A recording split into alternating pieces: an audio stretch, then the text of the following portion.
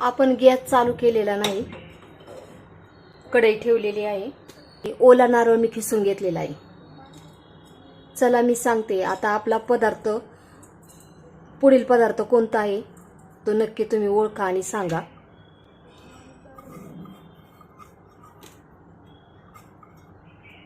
एक वाटी ओला नारळ आपण खिसून घेतलेला आहे। याच्यामध्ये अर्धी वाटी आपण साखर टाकून घेणार आहोत। आता मी गॅस चालू केलेला आहे। मंद गॅसवरती हे दोन्ही पण आपण सतत हलवत परतून घेणार आहोत। साखर विरघळली की हे खोबऱ्याचा खिस आहे ना तो सुद्धा छान शिजला जातो।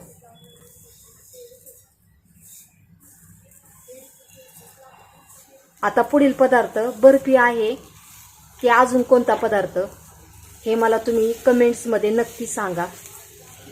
हे मिश्रण आपण सतत हलवत शिजून घेणार आहोत। हे पहा, ह्या मिश्रणामधली साखर विरघळलेली आहे। आता खोबरं चांगलं शिजत तोपर्यंत आपण हे परतून घेऊयात।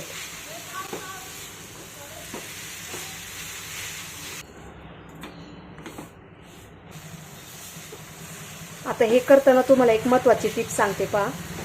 हे करताना ना याच्यावरती झाकण ठेवायचं नाही, खोबरं शिजायचं त्याच्यासाठी हे सतत हलवत राहायचं आणि हे मिश्रण पूर्णपणे कोरडं होईपर्यंत आपण परतून घ्यायचं। याच्यावर जर तुम्ही झाकण ठेवलं ना तर याला पाणी सुटतं साखरेमुळे, त्याच्यामुळे तसं करायचं नाही। हे कोरडं होईपर्यंत परतून घेणार आहोत। आता कोरडं झाल्यावर कसं ओळखायचं तर हे मिश्रण असं सुक्क होतं सगळं आणि हे असं हलवत असताना ना पांढरं दिसतं पहा, हे असं, त्यावेळेस मग हे आपलं झालं असं समजायचं। आता मी गॅस बंद करत आहे आणि जोपर्यंत कढई गरम आहे ना तोपर्यंत मी असंच हे हलवत राहणार आहे, म्हणजे हे आपलं व्यवस्थित होईल। हे मिश्रण आपलं तयार झालेलं आहे। मी 1 वाटी मैदा घेतलेला आहे। आता हे भिजवण्यासाठी अर्धी वाटी पाणी किंवा दूध हे लागणार आहे, तर त्याच्यासाठी मी दूध आणि पाणी असं दोन्ही मिळून अर्ध एवढ्या वाटीने घेणार आहे। अर्धा टीस्पून मीठ टाकून घेत आहे। मीठ याच्यामध्ये छान असं मिक्स करून घेतलेलं आहे। याच्यामध्ये मी 1.5 टेबलस्पून तुपाचं किंवा तेलाचं मोहन घालून घ्यायचं। मी तेलाचं टाकलेलं आहे। आता पुन्हा एकदा हे सर्व चमच्याने मिक्स करून घ्यायचं।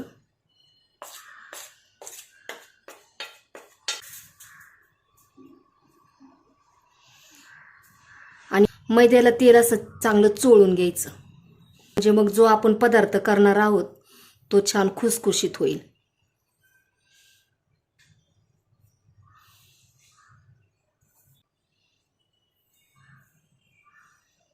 छान आपण मैद्याला हे आता चोळून घेतलेलं आहे आणि अशी मूठ बांधली तर पूर्ण अशी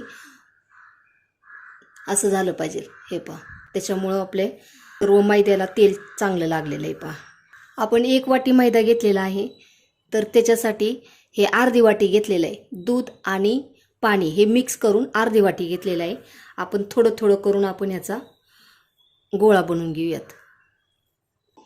आणि याचा गोळा असा बनवायचा की घट्ट पण नाही बनवायचा आणि जास्त पातळ सुद्धा नाही, मध्यम असा गोळा आपल्याला बनवून घ्यायचा आहे। आपण गोळा बनवून घेतलेला आहे।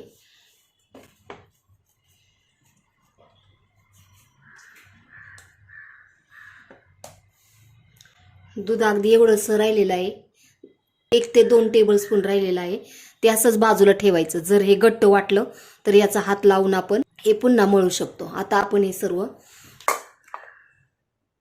हे थोड्या वेळासाठी हे भिजण्यासाठी आपण झाकून ठेवूयात।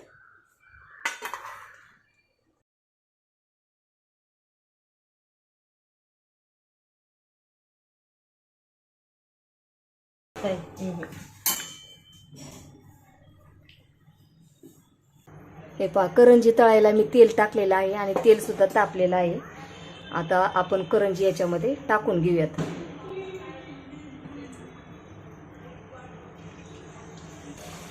तेल चांगलं तापलं की त्याच्यामध्ये करंजी टाकून घेतलेली आहे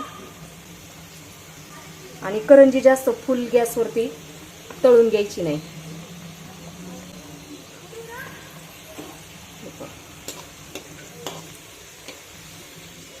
आपल्या करंज्या छान अशा तळून होतात आहेत पहा.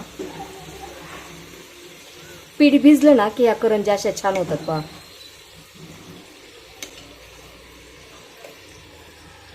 आणि ही प्रोसेस सर्व मंद गॅसवरती करून घ्यायची.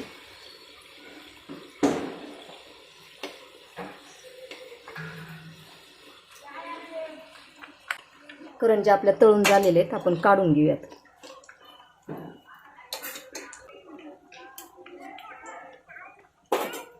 हे पहा, मस्त अशा आपल्या करंज्या झालेल्या आहेत. आता अशाच प्रकारे आपण सर्व करंज्या तळून घेऊयात. हे पहा, आपले सर्व करंज्या तळून झालेले आहेत. तुम्हाला हा माझा व्हिडिओ कसा वाटला? व्हिडिओ आवडला असेल तर लाईक, शेअर आणि सबस्क्राईब करायला विसरू नका. धन्यवाद.